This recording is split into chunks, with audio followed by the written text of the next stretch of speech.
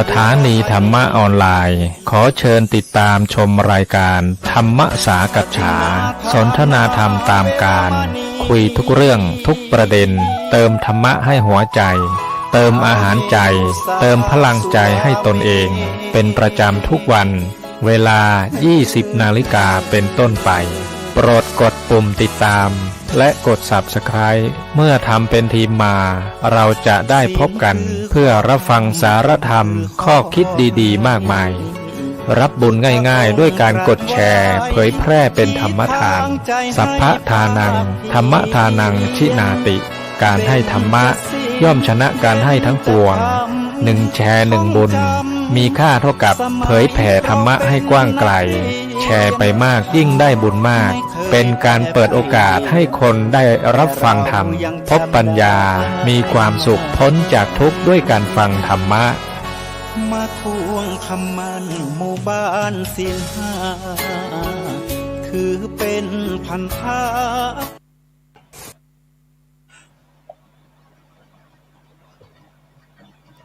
สวัสดีครับวันนี้เราจะมาพูดถึงเครื่องดื่มชูกำลังหรือ Energy Drink คือเครื่องดื่มชนิดหนึ่งที่มีส่วนผสมของสารคาเฟอีนในปริมาณไม่เกิน50 มิลลิกรัมต่อ1 ขวดเครื่องดื่มชนิดนี้ส่วนใหญ่เน้นไปทางด้านพลังงานโดยส่วนใหญ่จะนิยมดื่มกันในผู้ที่ใช้แรงงานหรือว่านักกีฬานะครับหรือว่าผู้ที่ใช้แรงงานหนักเนื่องจากทำงานเสร็จแล้วร่างกายอ่อนเพลียจึงต้องการพลังงานมาชดเชยผลเสียของเครื่องดื่มชูกำลังนะครับหากดื่มมากเกินวันละ2 ขวดอาจทำให้เกิดผลข้างเคียงคืออาการกระวนกระวายมือสั่นนอนไม่หลับหัวใจเต้นเร็วกรดในกระเพาะซึ่งอาจกัดกระเพาะได้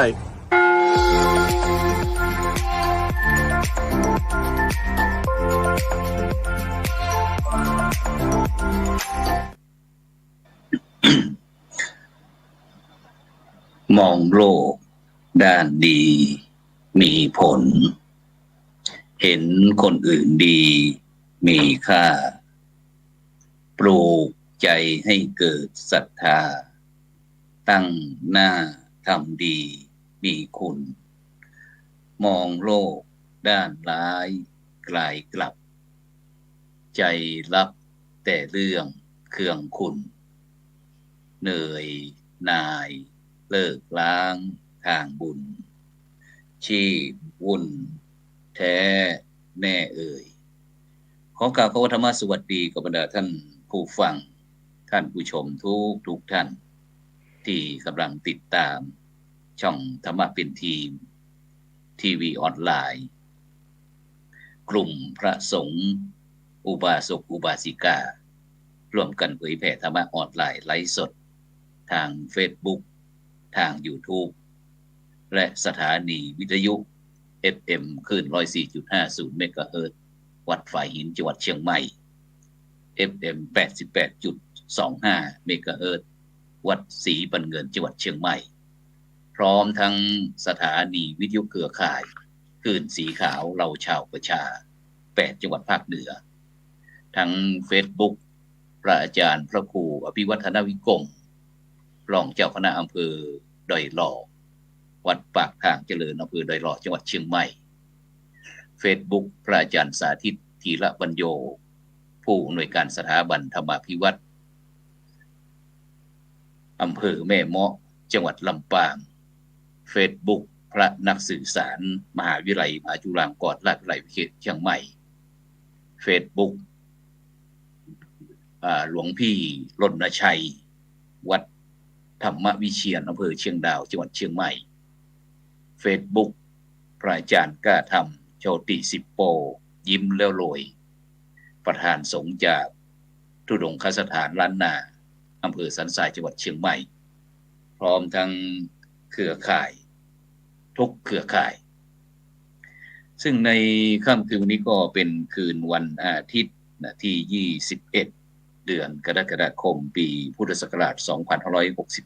2567ก้าวกับผมอาตมาภาพพระครูโสพลปริยัติก็ได้นำรายการเห็นธรรมเห็นเราเห็นธรรมมาพบกับบรรดาท่านผู้ฟัง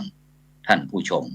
เป็นประจำทุกคืนวันอาทิตย์ นะเวลาตั้งแต่20:00เป็นต้นไปจนถึงเวลาประมาณ21:00ซึ่งบรรดาท่านผู้ฟังท่านผู้ชมก็สามารถนะที่จะให้กำลังใจโดยการกดติดตามกดไลค์กดแชร์เพื่อเป็นธรรมทานยิ่งแชร์มากก็ได้บุญมากแชร์น้อยก็ได้บุญน้อยไม่แชร์ก็ไม่ได้บุญนะนี่คือสโลแกนของช่องธรรมะเป็นทีมของเรานะหรือว่าจะร่วมสนับสนุนช่องธรรมะเป็นทีมของเราก็สามารถที่จะร่วมบริจาคได้ที่ธนาคารไทยพาณิชย์เลขที่บัญชีนั้นก็145244700-8ชื่อบัญชีก็พระมหาไทยธรรมกิจพระมหาชาญชัยพรหมประดิษฐ์แล้วก็พระอาจารย์ดร.จตุรงค์ชูศรีหรือว่าจะอีกบัญชีหนึ่งก็ธนาคารไทยพาณิชย์เช่นเดียวกัน3762253227-2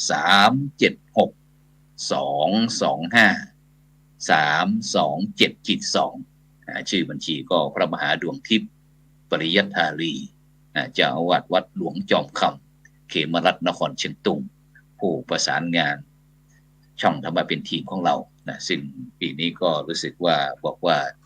จะต้องไปจำพรรษาที่พระธาตุหลวงจอมคำเพื่อสนองงานคณะสงฆ์นครเชียงตุงนะซึ่งก็คงจะมีโอกาสได้พบกันบ้างเพราะว่าตั้งแต่เข้าพรรษาวันนี้นะจะก็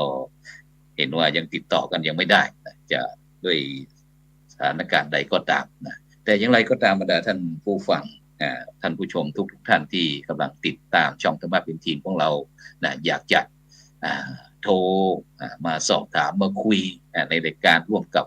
ผู้ร่วมสนทนาผู้ร่วมรายการของเรานะก็สามารถที่จะโทรมาที่เบอร์โทรศัพท์ก็0833247984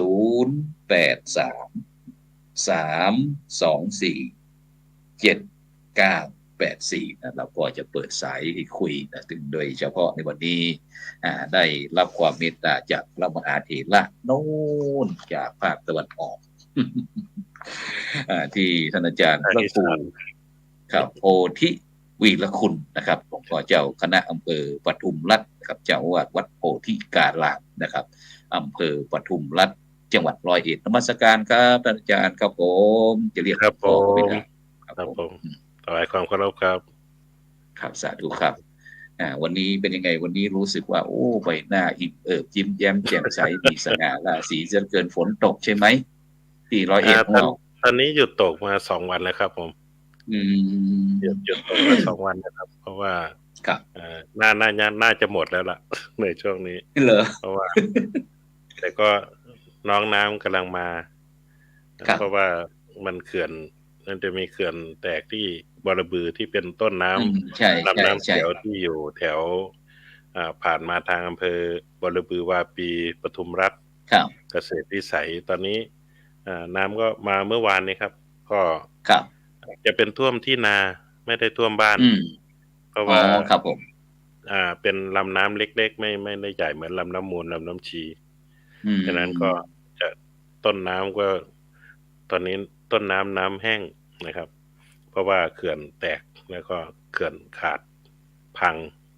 แล้วน้ำก็ทะลักมาท่วมอยู่บริเวณใกล้ในเขตของอำเภอบรบือก็ถนนหนทางก็ขาดแต่ว่าอำเภอต่างๆนั้นก็มีผลกระทบก็คือที่ไร่ที่นาครับจะเป็นที่นาที่ปลูกข้าวไว้แล้วครับข้าวกำลังขึ้นเขียวเลยตอนนี้ก็น้ำท่วมครับฉะนั้นนี้ตอนนี้ทางภาคอีสานของเราส่วนมากนี่ก็การทำไร่ไถนานี่ปลูกข้าวเสร็จแล้วใช่ไหมครับปลูกข้าวครับส่วนมากเสร็จครับเพราะว่าในช่วงนี้ถ้าส่วนมากที่เสร็จเร็วเพราะว่าเป็นนาหวานในสมัยก่อนนี้นาดำนี่ก็ช่วงนี้ก็จะกำลังงามแต่ว่าณปัจจุบันนี้ก็ส่วนมากก็จะเป็นนาหวานเมื่อนาหวานนี้ก็จะเสร็จเร็วหน่อยแต่ก็เสี่ยงครับเพราะว่าบางทีที่ลุ่มนี่ก็ถ้าอยู่ใกล้น้ำเนี่ยถ้านาหวานนี่ก็เวลาน้ำท่วมก็จะเกิดผลเสียหายต้องทำหลายครั้งต้องใช้งบประมาณหลายเที่ยวครับใช่ครับซึ่งบางที่บางแห่งก็ใช้ไถกด นะครับบางทีก็ใช้ไถเปียกแล้วก็หว่านนะครับซึ่ง ครับ บางครั้งก็บอกว่าแม้แต่ไอ้พันธุ์ข้าวก็ไม่ออกก็มีนี่เข้าใจกับ โอ้เป็นเกษตรกรของเรานี่สันหลังของประเทศนี่ เป็น เนาะ ผู้จัดการส่วนมากก็เป็นผู้จัดการ ก็คือ ครับ มีรถจ้างมีคนจ้างคนหวานข้าวหวานปุ๋ยหวานอะไรต่างๆนี่ก็นั่งจัดการ ครับ แต่ก็มีค่าใช้จ่ายเยอะครับเมื่อก่อนนี้ก็ต้องนาดำนี่ก็จะเป็นการ ครับ หาแรงการช่วยกันอะไรต่างๆนี่ต้องใช้เวลานานในการทำ ครับ ถามว่าณปัจจุบันนี่คนก็ไม่รู้เป็นไงก็คือ เมื่อก่อนนี่ถ้าเป็นนาหวานนี่แถว ครับ บ้านนี่ก็จะหาว่าคนนั้นขี้เกียจ นาเยอะแล้วก็ ใช่ ขี้เกียจทำขี้เกียจอะไรก็หวานเอาแต่ผล ครับ ผลิตเนี่ยถ้าเป็นนาดำมันก็จะได้ผลผลิตที่เต็มเม็ดเต็มหน่วย เพราะว่ามันกล้ามันโตแล้วค่อยเอามาดำมันก็จะ เป็นระเบียบเรียบร้อยด้วยนะครับเนาะ ครับ ในการที่จะแตกอะไรต่างๆก็จะอุดมสมบูรณ์ แต่ว่าณปัจจุบันเนี่ยนาหวานเขาก็บอกว่ามันได้ปริมาณมากกว่าจำนวนรวงข้าวอะไรต่างๆเนี่ยก็แล้วแต่คน ครับ แต่ว่าถ้าไปดำตอนนี้ก็เขาก็จะหาว่าล้าสมัยอะแต่ก็จะมีพวกเทคโนโลยีเนาะผมว่าของไทย ครับ เรายังไม่ได้นำมาใช้มากก็คือการปักดำโดยใช้เครื่องอะไรต่าง ใช้เครื่องครับผม ๆแต่ตอนนี้คนไม่ค่อยใช้หวานอย่างเดียว เหรอ เวลาเกี่ยวก็ใช้รถอย่างเดียว ครับ สบายครับ แล้วมันก็มีไอ้นั่นน่ะอาจารย์ครับ ที่เขาใช้เบ้าแล้วก็เขาใช้ดินเหนียวหรือว่าอะไรที่หวาน หุ่น เขา แรงคานะครับ เขาบอกว่าพุ่งอะไรนั่นน่ะครับ เดี๋ยวนี้ก็การใช้เทคโนโลยีก็คือใช้พวกรีโมทคอนโทรลนอนรีโมท ครับ ในการทำนาทำไร่ทำนานี่ก็การเปิดน้ำปิดน้ำกันเฝ้าระวังอะไรต่างๆนี่ก็นำมาใช้กันหลายที่อยู่ในคนรุ่นใหม่นะครับถวายความเคารพหลวงพ่อครับ ครับ จาก ครับ ทางใต้ ฉะนั้น มา เรา แล้ ก็ วครับ ครับโอเคครับวันนี้สิงห์ตะวันออกกับสิงห์ใต้นะครับมาพบกันครับวันนี้นะครับเดี๋ยวเราไปพบกับสิงห์ใต้กันก็เสือใต้ก็แล้วกันครับไปที่ท่านอาจารย์พระครูโสพลปัญญาสารนะครับหลวงพ่อเจ้าคณะอำเภอมะนังนะครับเจ้าอาวาสอำเภอมะนังจังหวัดสตูลครับท่านอาจารย์ครับ วันนี้กราบนิมนต์ครับได้ทักทายกับบรรดาท่านผู้ฟังท่านผู้ชมหน่อยเข้าที่หรือยังเอ่ย นะครับ นมัสการนะครับ ถวายความเคารพครับ อาจารย์พระครูทั้งสองรูปและก็ครูบาอาจารย์ทั้งหลายชมรับฟังตลอดถึงญาติโยมพุทธศาสนิกชนทุกคนทุกท่านครับต้องขออภัยครับผมเพิ่งเสร็จกิจกรรมเวียนเทียนเมื่อกี้ครับ เป็น คือวัดเนี่ย จะเวียนเทียนค่ำครับ ก็เริ่มตั้งแต่โยมมาไหว้พระสวดมนต์สมาทานศีลฟังธรรมแล้วก็กรวดน้ำรับพรเสร็จแล้วก็จะเวียนเทียนที่พระธาตุเจดีย์ศรีสัตภูมิเพิ่งเสร็จเมื่อกี้ผมก็รีบเต็มที่วันนี้นำพระทำวัดตั้งแต่บ่าย5 โมงบ่าย 5 โมงเย็นก็เลยจ้าไปนิดหนึ่งครับต้องขออภัยเป็นอย่างยิ่งครับ ท่านอยู่หลวงพ่อ นี่ขนาด ครับนี่ขนาดว่ารีบด้วยนะครับ เนี่ย นึกว่าฝนตกน้ำท่วมที่ภาคใต้ของเราที่สตูลนะครับเป็นยังไงบ้างข้าวฟ้าฝนตอนนี้ครับผมในส่วนของสตูลเนี่ยเมื่อช่วงเย็นเนี่ยครึ้มฟ้าครึ้มฝนผมนึกว่าจะตกแต่ว่าไม่ตกครับเพราะว่ามันตกมาก่อนหน้านี้ประมาณ 3-4 วันแล้วก็หยุดไป3 วันไม่ตกฝนไม่ตกครับอากาศก็ดีอยู่มันก็มีรู้สึกว่าทางจังหวัดอะไรที่ครับผมทางอีสานมีอยู่จังหวัดที่ฝ่ายน้ำแตกผมกำลังติดตามข่าวอยู่ก็ยังไม่ทราบรายละเอียดว่าตอนนี้เป็นอย่างไรบ้างแต่ในส่วนของภาคใต้เนี่ยโอเคครับน้ำยังไม่ท่วมฝนก็ตกยังไม่เยอะครับแน่นอนครับเพราะว่าภาคใต้เราน้ำไม่ท่วมเพราะเรามีธนาคารน้ำครับตอนนี้ ที่มะนังสตูลของเราครับเป็นไอดอลนะครับซึ่งโดยเฉพาะแล้ววันนี้ครับเป็นยังไงบ้างครับบรรยากาศวันเข้าพรรษาวันนี้เป็นยังไงบ้างทางภาคใต้ของเรา ในส่วนของทางภาคใต้เนี่ยช่วง9 พรรษาคือเริ่มตั้งแต่เมื่อวานเนี่ยก็จะเป็นวันอาสาฬหบูชาก็จะมีคล้ายๆกับว่าเป็นประเพณีเหมือนกันที่จะมีญาติโยมโดยเฉพาะอุบาสิกาที่เขาจะบวชชีตั้งจีโกนหัวแล้วก็จีพราหมณ์ปฏิบัติธรรมช่วงก็เรียกว่าหัวสายันหัวประมาณ4 วันหรือ7 วันก็จะมีแบบนั้นซึ่งก็ผมคิดว่าภาคอื่นก็น่าจะมีเหมือนกันที่โยมเขา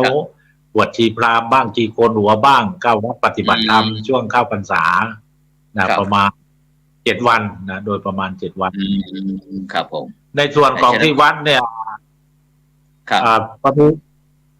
ช่วงนี้มี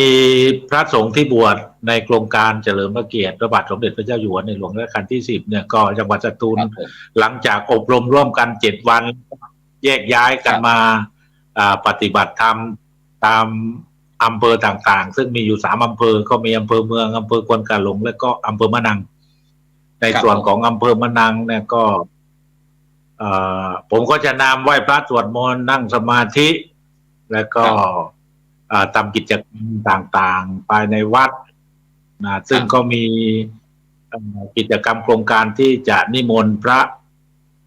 ที่บวชเฉลิมพระเกียรติไปปลูกต้นไม้ที่ศูนย์สารพีซึ่งเป็นโครงการพัฒนาพื้นที่ต้นแบบเกษตรเฉลิมพระเกียรติในหลวงซึ่งทั้งประเทศมี6 จังหวัดแล้วก็สตูลเนี่ยติดไปใน6 จังหวัดของประเทศกล่าวว่าจะนิมนต์พระไปร่วมกิจกรรมในส่วนของการปลูกต้นไม้ในวันที่24ครับวันที่24ครับนิมนต์เลยครับคุยได้เลยครับผมคุยประเก่าภาพไปด้วยครับศูนย์สารพีสตูลของเราทำยังไงบ้างครับอาจารย์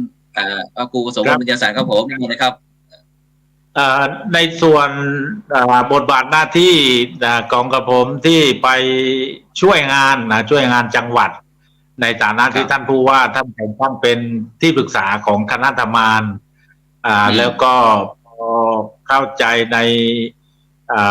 โครงการเป้าหมายวัตถุประสงค์ในโครงการนี้ก็เข้าไปช่วยเหลือตั้งแต่ต้นนะครับประมาณ3 เดือนแล้วซึ่งเป้าที่กำลังเปิดอยู่เนี่ยเป็นคลิปที่ผมไปปลูกต้นไม้ในวันนั้นเนี่ยรู้สึกว่าจะมีมะพร้าวน้ำหอม50 ลูกแล้วก็จำปาดะจำปาดะซึ่งเป็นผลไม้ดังของจังหวัดสตูลครับอาจารย์พระครูทั้งสองครับท่านผู้ชมครับผมก็ระดมต้นจำปาดะทุกสายพันธุ์ที่มีในจังหวัดสตูลก็รวบรวมได้ประมาณ15 สายพันธุ์ที่มีชื่อเสียงที่ดังกันอยู่ในจังหวัดสตูลตอนนี้โดยมีเป้าหมายว่าต้องการให้สถานที่ตรงนี้ที่ศูนย์สารพีในโครงการเฉลิมพระเกียรติเนี่ยเป็นศูนย์เรียนรู้ในเรื่องของจำปาดะทุกสายพันธุ์ซึ่งตอนนี้ปลูกไปแล้ว15 สายพันธุ์ประมาณเกือบ100 ต้นก็ต่อไปเนี่ยครูบาอาจารย์หรือพี่น้องประชาชนต้องการที่จะมาศึกษาเกี่ยวกับสายพันธุ์จำปาดะของสตูลมีสายพันธุ์อะไรบ้างหรือจังหวัดใกล้เคียงที่ผมสามารถหามาได้ก็จะมาดูตรงนี้ได้เลยนะครับมาดูที่ศูนย์สารพีอำเภอละอูได้เลยแล้วก็เมื่อวันซืนเนี่ยไปซื้อทุเรียนซื้อทุเรียนผมก็พยายามที่จะหาสายพันธุ์ทุเรียนหรือพันธุ์ทุเรียนต่างๆซึ่งตอนนี้หาได้แล้วประมาณ14 สายพันธุ์ก็จะไปปลูกตรงนี้เหมือนกันนะครับไปปลูกที่ศูนย์สารพีตรงนี้เหมือนกันเพื่อต้องการที่จะให้เป็นศูนย์เรียนรู้เหมือนกันว่าทุเรียนสายพันธุ์ต่างๆที่มีอยู่เนี่ยโดยเฉพาะในภาคใต้ที่ผมสามารถหามาได้มาปลูกได้เนี่ยมีอะไรบ้างมีชนิดอะไรบ้างก็จะเอามาปลูกตรงนี้เหมือนกันเป็นสายพันธุ์ทุเรียนต่างๆนะครับแล้วก็จะมีไม้ผลอื่นๆทั้งไม้ผลทั่วไปแล้วก็ไม้ผลพื้นบ้านที่มันหายากที่หายากก็จะพยายามที่จะนำมาปลูกในพื้นที่ตรงนี้เพราะว่าพื้นที่ที่ตามโครงการเนี่ยที่ขุดใหม่เนี่ย60 ไร่ แล้วก็มีพื้นที่เดิมอยู่20 ไร่ก็ประมาณ80 ไร่อาจารย์80 ไร่เนี่ยก็สามารถที่จะผลได้หลายชนิดทีเดียวก็พยายามที่จะระดมสรรหามาว่าสามารถที่จะหาพันธุ์ไม้อะไรมาปลูกได้บ้างแล้วก็อีกชนิดหนึ่งก็คือกล้วยผมตั้งใจว่า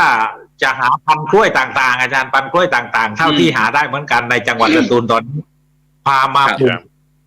เพื่อเป็นศูนย์เรียนรู้ที่ศูนย์สารพีตรงนี้เช่นกันนะกล้วยไม่ว่าจะเป็นกล้วยน้ำว้ากล้วยไข่กล้วยนางยากล้วยหอมชนิดต่างๆก็จะเอามาปลูกที่นี่เหมือนกันพันธุ์กล้วยแล้วก็ยังมีกระท้อนมีกระท้อนก็พยายามที่จะหาสายพันธุ์กระท้อนต่างๆทั้งสายพันธุ์ที่ดังมีชื่อเสียงผลใหญ่ลูกใหญ่อร่อยก็จะเอามาปลูกตรงนี้เหมือนกันนะแล้วก็นอกเหนือจากพระครูโพธิวีรคุณใช่ไหมไม่ใช่อาจารย์ปลูกแล้วเหมือนกันอาจารย์พระครูโพธิปลูกแล้วเหมือนกันเหรอครับว่าจะล่อเสือตะวันออกไปทางภาคใต้พอมีศูนย์นานาพันธุ์อยู่ตรงนั้นครับก็ตั้งใจว่าตั้งไม้ผลไม้พื้นบ้านที่มันหายากนะครับก็จะเอาไปปลูกไว้ที่นี่ให้มากที่สุดเพราะว่าไหนๆก็เป็นโครงการเฉลิมพระเกียรติในหลวงแล้วก็พยายามที่จะคือหนึ่งนอกเหนือจากเป็นศูนย์เรียนรู้แล้วก็จะทำเป็นศูนย์ขยายพันธุ์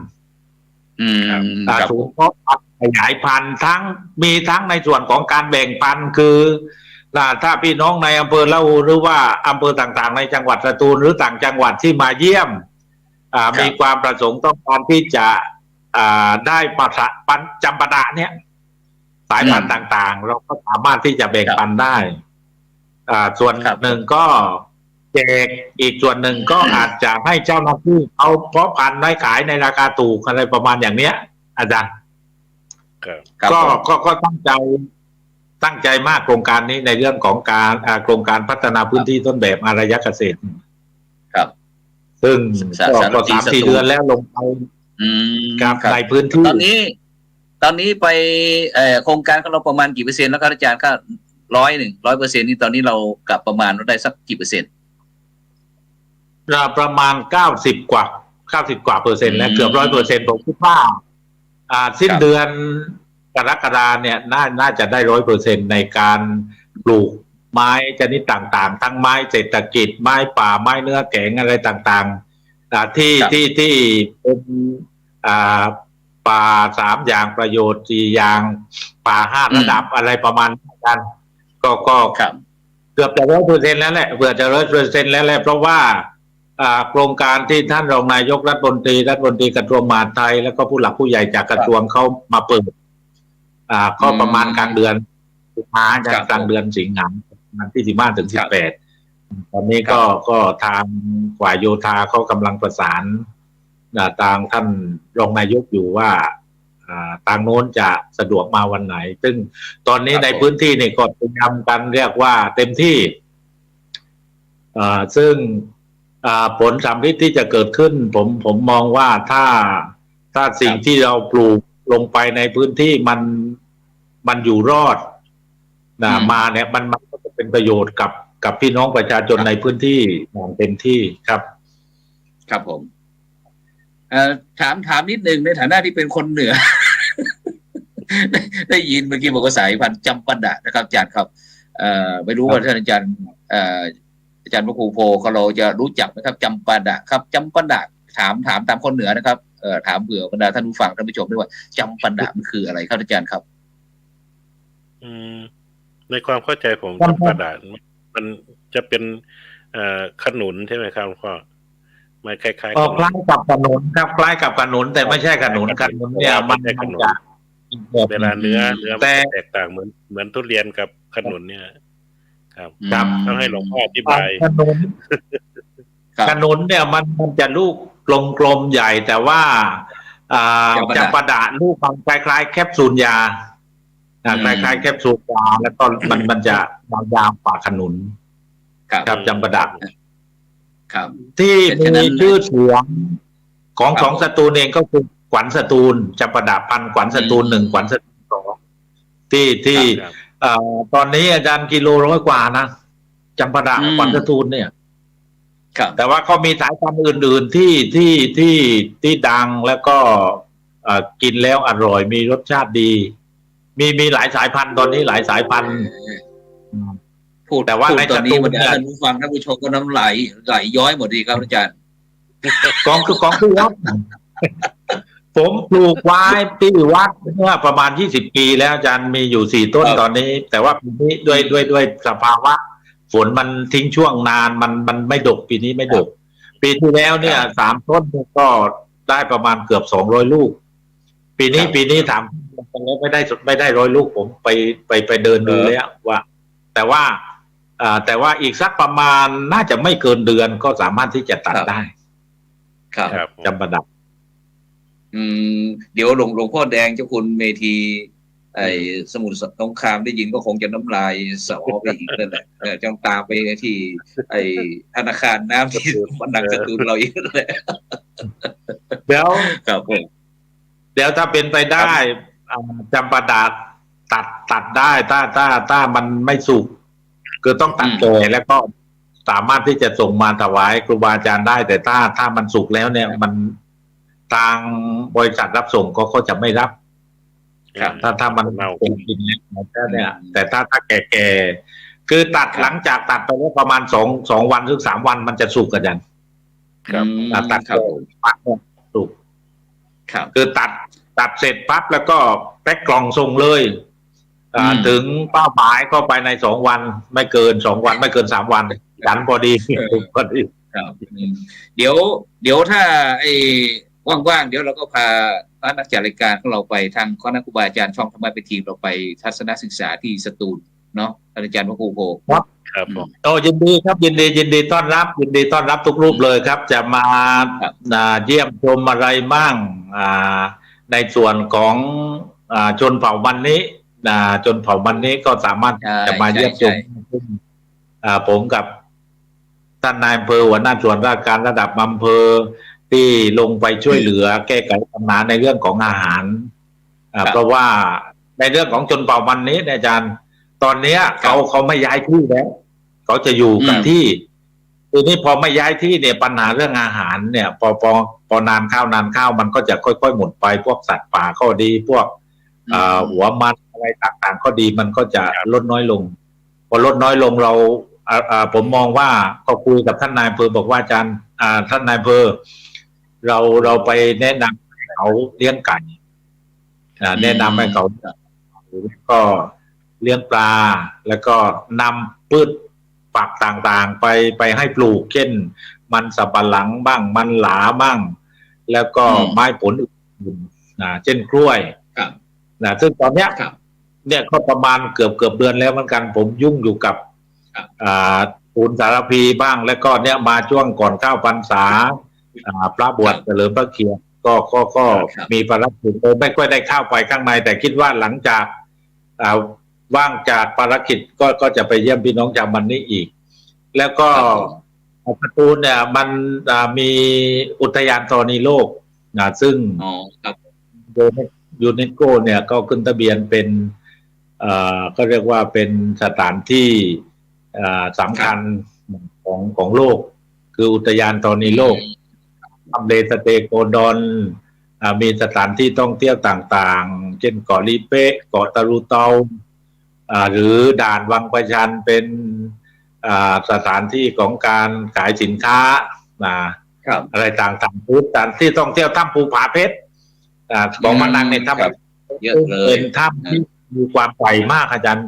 เรียกว่าอันดับ1ของเอเชียอันดับ4ของโลกถ้ำภูผาเพชรก็ถ้ามีโอกาสมาเยี่ยมเยียนทางสตูลก็ยินดีต้อนรับที่จะเป็นมัคคุเทศก์นำทางไปเยี่ยมชมสถานที่ต่างๆครับผมแต่ว่าถ้าออกปันแล้วเนี่ยไม้ผล ในพื้นที่ของสตูลนี่มันน่าจะหมดแล้วจำปาดะก็จะหมดเหลือลูกหยีที่เป็นผลไม้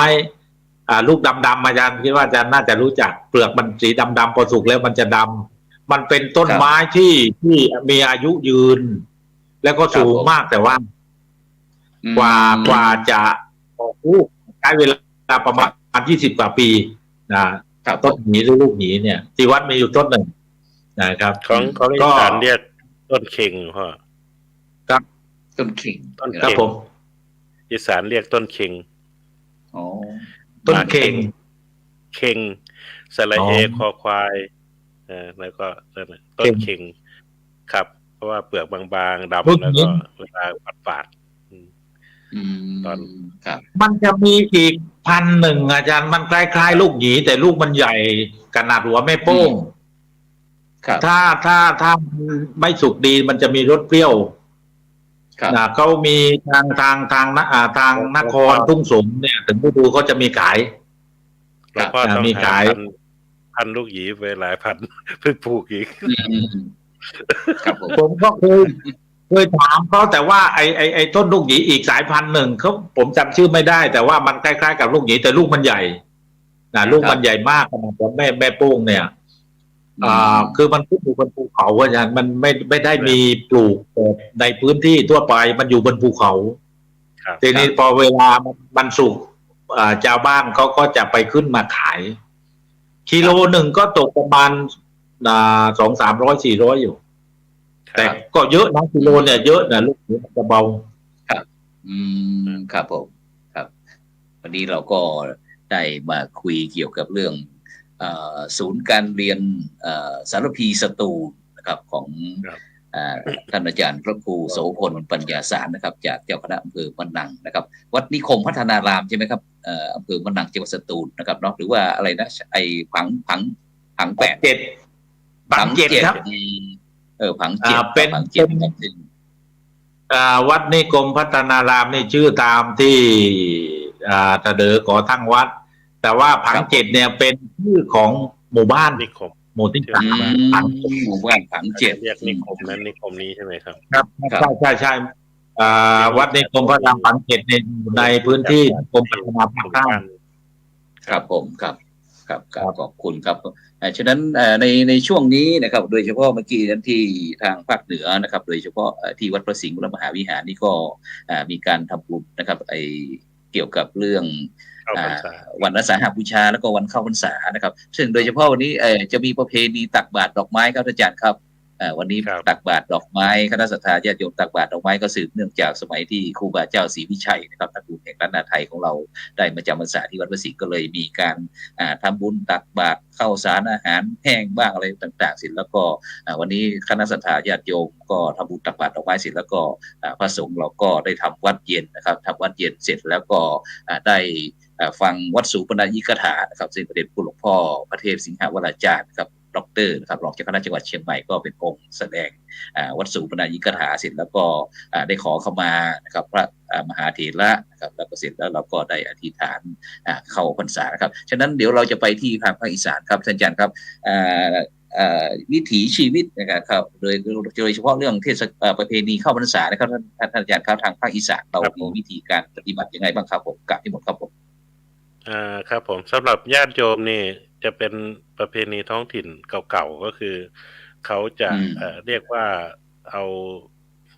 ลูกเผิงลูกเทียนก็คือเขาจะไปเคารพนับถือครูบาอาจารย์หรือไปเอาดอกไม้ธูปเทียนนี่ไปบูชาพระอีสานเขาเรียกว่าเอาดอกไม้ไปขึ้นห้านก็คืออะไรที่เป็นหิ้งเป็นอะไรนะบูชาพระนี่ก็จะมี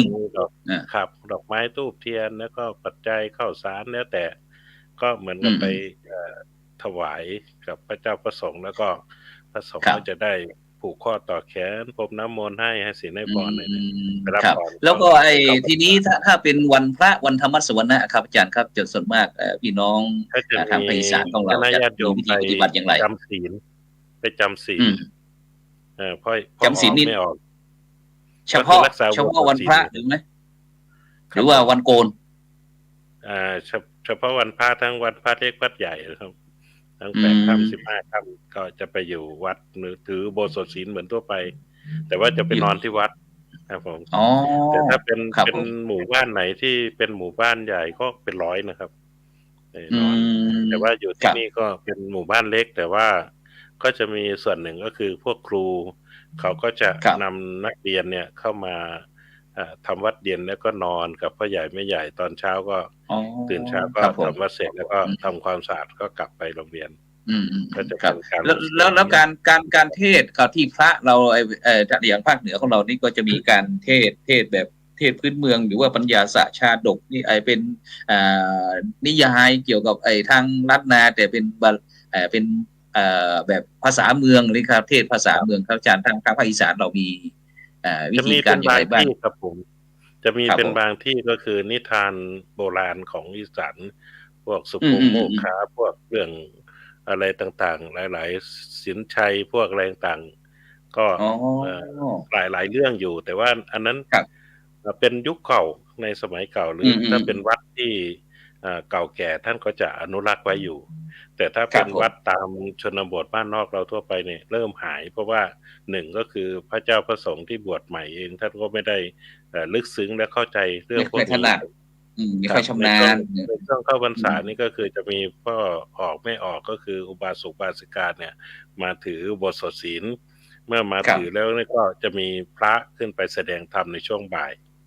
หรือแล้วแต่กำหนดเวลาก็น่าจะเป็นบ่ายโมงบ่าย2บ่าย3ก่อนที่จะทำวัดเย็นนะครับก็คือก็จะขึ้นไปเวียนกันถ้ามีพระหลายรูปก็จะเวียนกันเหมือนฝึกไปด้วยให้ขึ้นไปแสดงธรรมให้โยมได้ฟังในนิทานต่างๆที่เป็นประเพณีโบราณอีสานแล้วก็เรื่องธรรมะเรื่องอะไรต่างๆแต่ว่าณปัจจุบันเนี่ยก็ส่วนมากก็จะเทศแล้วแต่คนเทศไม่ได้รักษาประเพณีตรงนั้นไว้แต่ก็จะมีวัดใหญ่ๆที่ท่านรักษาไว้อยู่ครับ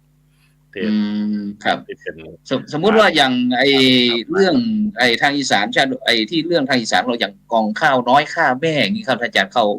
มีการเอาไปทำเป็นกองข้าวน้อยข้าแม่เนี่ยกองข้าวน้อยข้าแม่เนี่ยมันจะเป็นเรื่องที่เป็นเรื่องเล่าเรื่องหรือว่าถ้าจะพูดไปแล้วมันไม่เป็นเรื่องที่เป็นมงคลเท่าไหร่เขาก็เลยไม่จะไปสนับสนุนมากแต่ก็จะมีในการนำไปเป็นกรสำหรับขับสรพันยะนะครับใช่ครับอาจารย์ช่วยอธิบายหน่อยที่เห็นว่ามีการมีศรัทธาญาติโยมที่ว่าคนหนุ่มคนสาวคนเฒ่าคนแก่วาสุกวาสิกาเวลานี้เห็นแข่งขันกันในช่วงเข้าพรรษาเนี่ยสวดสรพันยะมันยังไงเข้าใจครับมันจะมีแถวศรีสะเกษแถวอะไรเขาจะเรียกว่าบุญสังฆทานแต่ว่าถ้าเป็นแถว101แถวอะไรก็จะเรียกบุญทอดเทียนก็คือในช่วงเข้าพรรษาเนี่ยแล้วแต่ว่าวัดไหนพร้อมช่วงไหนก็จะกำหนดว่าเอาบุญทอดเทียนเมื่อก่อนนี่ก็ใช้คำว่าบุญทอดเทียนแต่ว่าเวลามาก็เอาน้ำมันก๊าซถวายเมื่อก่อนให้นำขวดมาด้วยเลยแต่หลังมานี่มันก็เป็นเทียนแล้วก็บางทีตอนนี้เป็นหลอดไฟอะไรแล้วแต่เป็นโซลาร์เซลล์ก็มีใช่ไหมนิมนต์พระหัววัดต่างๆมาแล้วก็ก็จะได้ถวายเครื่องเทธรรมเป็นเวียนกันไปนะครับวัดนั้นจัดวัดนี้จัดแต่ในช่วงที่จัดเนี่ยก็จะมีประเพณีต่างๆที่เป็นการละเล่นเช่นแข่งขันกองยาวโบราณแข่งขันสารพันยะแข่งขันกองตุ้มกองอะไรแล้วแต่จะเป็นประเพณีของอีสานที่อนุรักษ์ไว้ก็มีบางที่จัดแล้วก็มีรางวัลมีอะไรให้ตอนนี้ก็ยังมีหลายวัดอยู่ครับที่ท่านได้อนุรักษ์ไว้ในเรื่องการแข่งขันแต่เรื่องสารพันยะเนี่ยก็คือเป็นเรื่องที่เข้าถึงง่ายญาติโยมและก็กลุ่มผู้สูงอายุหรือกลุ่มโรงเรียนผู้สูงอายุก็ดีหรือคณะญาติโยมที่ไปรักษาอุโบสถศีลเนี่ยวันหนึ่งคืนหนึ่งเนี่ยช่วงเวลาที่อยู่วัดเนี่ยก็จะซ้อมกันเพราะว่าหลังสวดมนต์แล้วทำกิจกรรมต่างๆแล้วก็ซ้อมสวดอะไรกันใครเสียงดีส่วนมากคนที่มารักษาอุโบสถศีลก็เป็นหมอลำบ้างเป็นนักร้องบ้างเลยมาพวกนี้เสียงดีแล้วแล้วก็ถามนิดครับอาจารย์ครับอาจารย์ครับถามนิดหนึ่งสอบถามนิดหนึ่ง ผมนี่เป็นส่วนมากจะเป็นคณะกรรมการสวดมนต์หมู่ทำนองสารพัดจะไม่รู้ว่าเราจะใช้บทสวดเหมือนกันที่เด็กๆเยาวชนเราสวดตามโรงเรียนหรือว่าที่การแข่งขันหรือว่ามีความแตกต่างจากที่บทสวดนี่ไหมครับเวลาที่ว่าสวดแข่งขันสารพันยะที่ของวาสุวาสิกาครับผมไม่เหมือนครับไม่เหมือนไม่เหมือนเพราะว่า ยังไงไม่เหมือนยังไงสวดมนต์หมู่สารพันยะเนี่ยมันจะเป็นสวดมนต์หมู่แต่ถ้าสวดสารพันยะเนี่ยก็แล้วแต่กรที่เขาบังคับสมมติว่ากรนี้เรื่องศีลห้านะคุณจะต้องแต่งมาในเรื่องศีลห้าคุณจะว่ายังไงก็ได้ให้มันเกี่ยวข้องกับศีลห้ากรนี้เกี่ยวกับเซมเปิลหน่อยได้ไหมฮะเซมเปิลหน่อยได้ไหมผมไม่เป็นเลยก็ขอไปจริงไม่เป็นเลยนึกว่าจะเซมเปิลสักหน่อยเคยจัดนะครับเคยจัดก็คือจัดประกวดสารพันนี่คือมันเป็นเวทีให้สำหรับผู้ที่เขาชอบเรื่องนี้ครับคือชอบขับร้องชอบอะไรต่างๆแล้วก็เป็นการสารพลังสามัคคีอยู่กันจนค่ำนะครับจากเช้าครับเสริมกิจกรรมเข้ามาเนาะหากิจกรรมให้วาสิกาได้ทำแล้วเหมือนกับหลวงพ่อนำเอาพันธุ์พืชต่างๆมาปลูกเนี่ยสารพันมันก็มีหลายทำนองกลอนนี้คนนี้ว่าแบบนี้คนนี้ว่าแบบนี้น่าฟังมากครับเมื่อก่อนผมอัดเทปไว้อยู่แต่หายหมดเลยแต่ถ้าประกวดเนี่ยแต่จะมีไม่เหมือนที่อื่นก็คือที่อุบลนี่ก็คือจะมีโครงการแผ่นดินทำแผ่นดินทองเนี่ยจะไม่เอากรที่มันเสี่ยงกับเรื่องอื่นจะเอาเฉพาะธรรมะอย่างเดียวจะเป็นกรอนที่เกี่ยวข้องกับธรรมะเท่านั้นถึงจะนำขับร้องครับแต่ว่าถ้าเป็นทั่วไปนี่ก็คือกล่องข้าวน้อยบ้างเรื่องของลีลาวดีเรื่องของแล้วแต่จะเอามาเป็นเรื่องได้ยินลีลาวดีนี่แหละเรื่องนั้นเรื่องนี้ครับก็คือก็จะนำมาเป็นเครื่องสติเตือนใจเรื่องอะไรต่างๆนะครับผมก็เป็นการสอนโดยการใช้สารพันยะแล้วก็สอดแทรกธรรมะเข้าไปด้วยครับนี่ก็คือวิถีชีวิตของอุบาสกอุบาสิกาที่ได้มีส่วนร่วมนะครับในช่วงเทศกาลเข้าพรรษาใช่ไหมครับอาจารย์ครับนอกจากนั้นยังมีอะไรเสริมอีกไหมเกี่ยวกับนอกจากที่จะมีสารพันยะอะไรต่างแล้วการพระสงฆ์องค์เจ้าของเราพระคุณเจ้าเนี่ยครับเวลาการลงอุโบสถนี่เราเหมือนกับมันจะมีการวนกันไหมครับหรือว่าวัดใครวัดมันการลงอุโบสถฟังปฏิโมกข์ที่อำเภอเนี่ยจะมีรวมกันครั้งเดียวเพราะว่าก็พยายามถ้าเรามา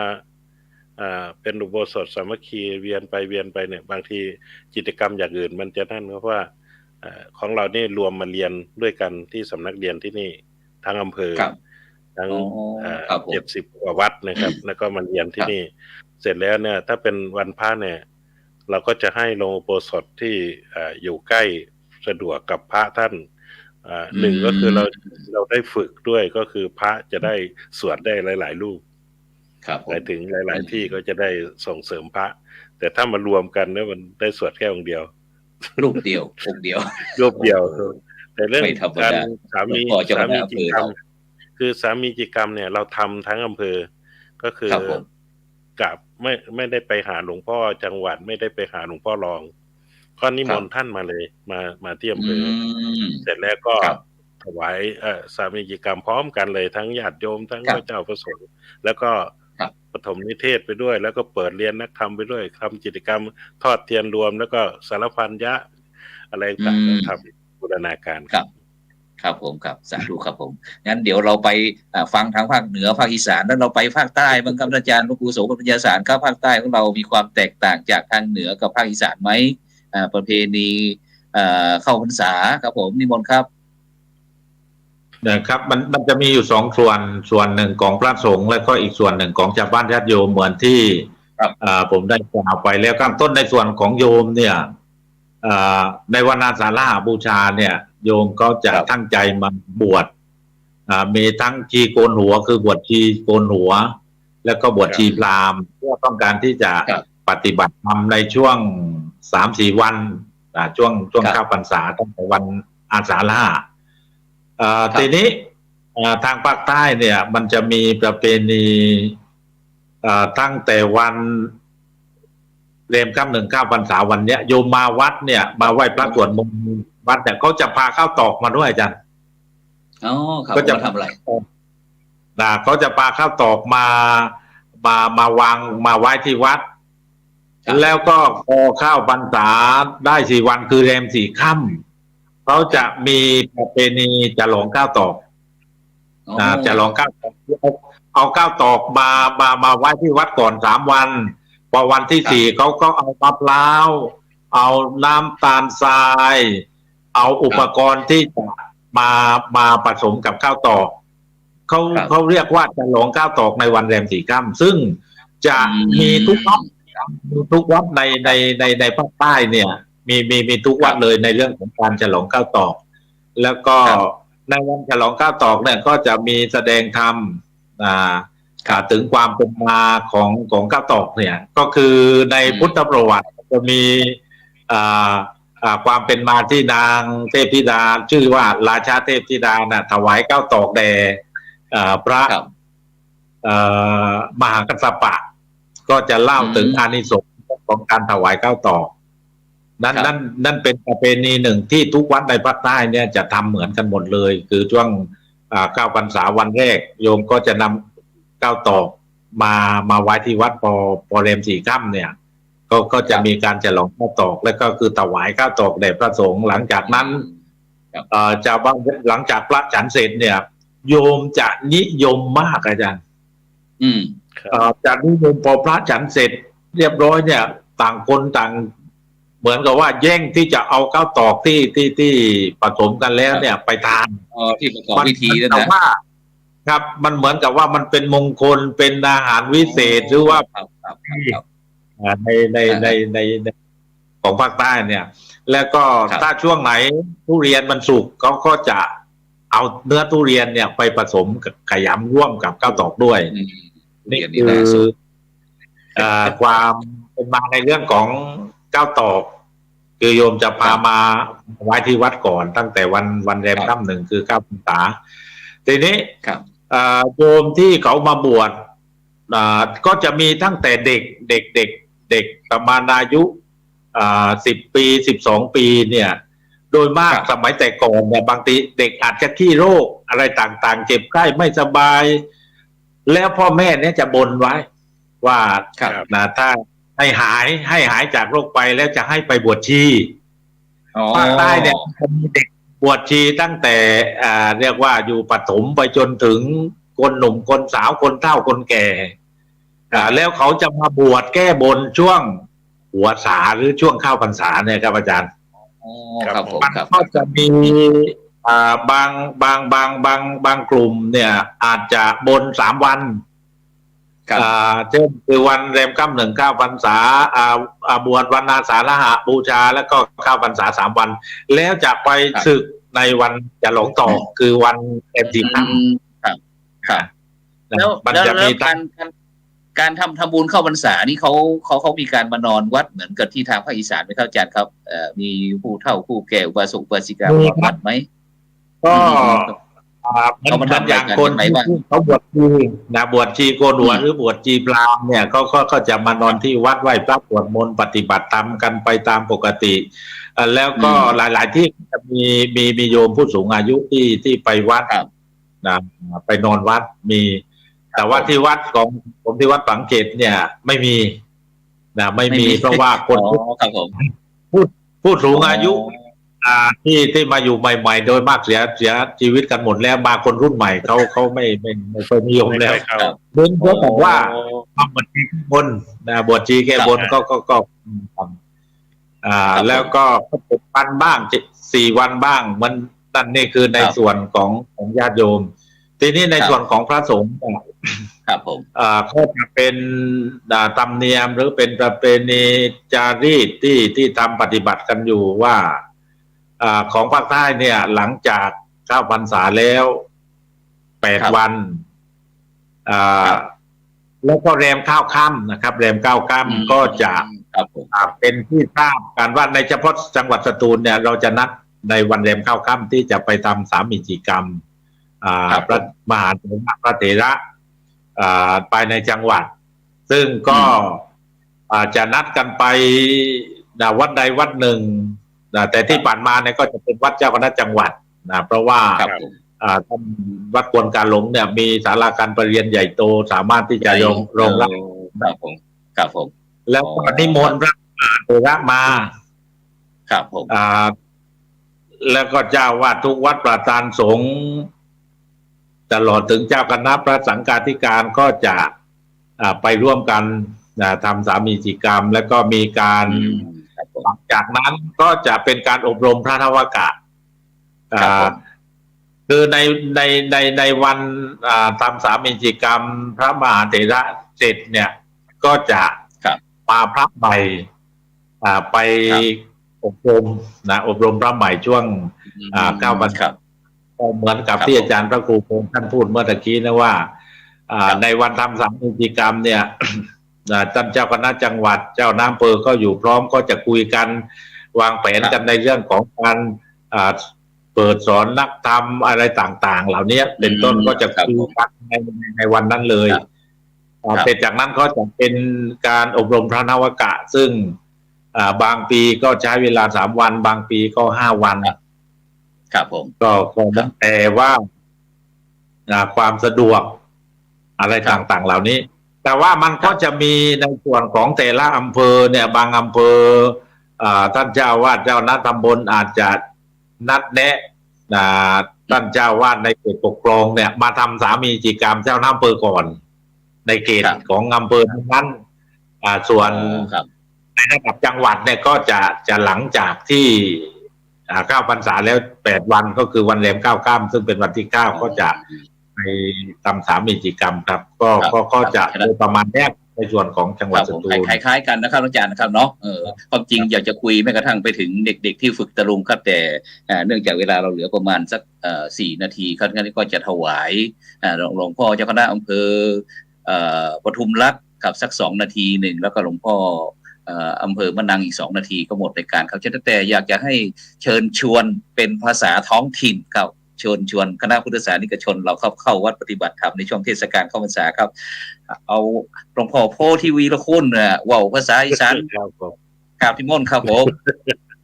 ก็ในช่วงเทศกาลเข้าพรรษาก็ในตอนเช้าก็มีการจัดถนนสายวัดถ้ำเสร็จแล้วก็มีการปฏิญาณตนงดเหล้าครบพรรษาซึ่งก็มีความร่วมมือกันระหว่างทั้งสสจทั้งสคลทั้งภาคีเครือข่ายกำนันผู้ใหญ่บ้านทั้งอสมของในเขตของอำเภอปทุมราชได้มารวมกันแล้วก็ในช่วงเข้าพรรษาก็เป็นโอกาสในการปฏิบัติธรรมในการที่ญาติโยมได้เข้าวัดฟังธรรมได้เฮ็ดกิจกรรมรวมกับพระเจ้าประสงค์ย่ำการบำเพ็ญกุศลในโอกาสที่เข้าพรรษากับเป็นการน้อมจิตน้อมใจถวายเป็นพุทธบูชาโดยการลดละเลิกสิ่งที่เป็นอบายมุขก็คือหนทางแห่งความเสื่อมทั้ง6 ประการฉะนั้นในการงดเหล้าก็ดีในการละเว้นเรื่องการพนันเรื่องอย่างต่างๆและก็น้อมจิตใจของเฮาเป็นบุญเป็นกุศลเนี่ยย่อมเป็นพลานิสงส์แล้วก็เป็นความสุขที่เฮาสามารถที่สิเฮ็ดให้ได้เกิดขึ้นได้ครับในชีวิตของชาวพุทธของเฮาฉะนั้นขอเชิญชวนพี่น้องชาวพุทธทุกภาคทุกท่านทุกคนที่อยู่ทั้งในและก็ต่างประเทศที่รับฟังรายการเห็นธรรมเห็นเล่าเห็นธรรมแล้วก็ทำเป็นที่มื้อนี้ก็น้อมจิตเป็นกุศลในการที่เข้าพรรษาปีนี้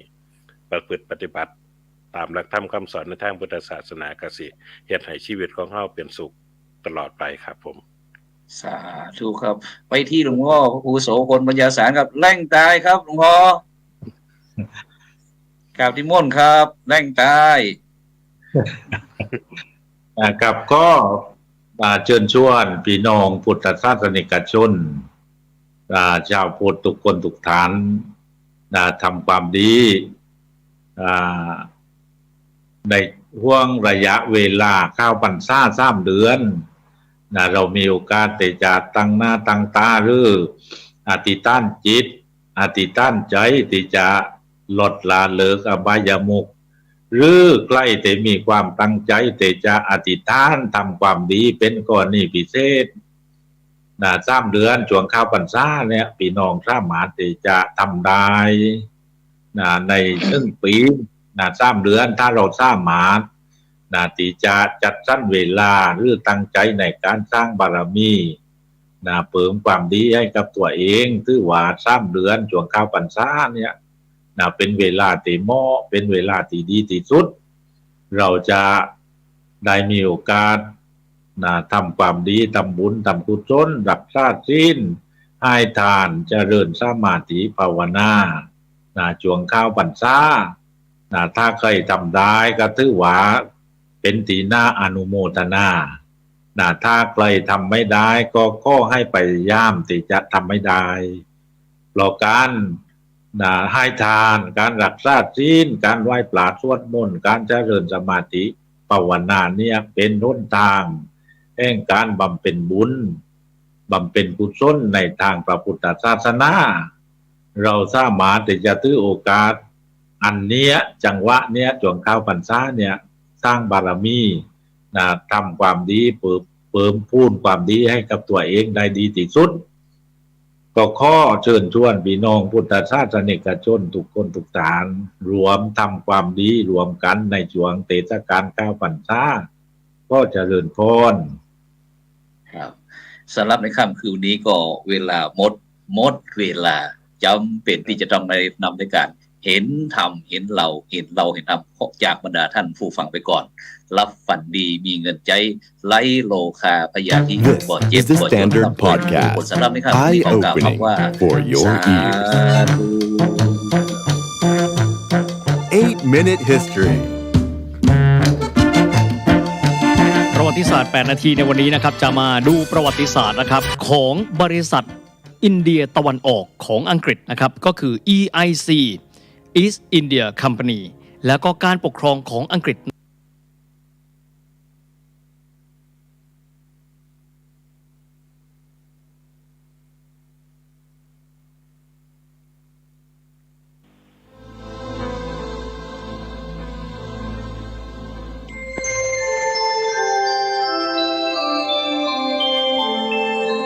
ขณะนี้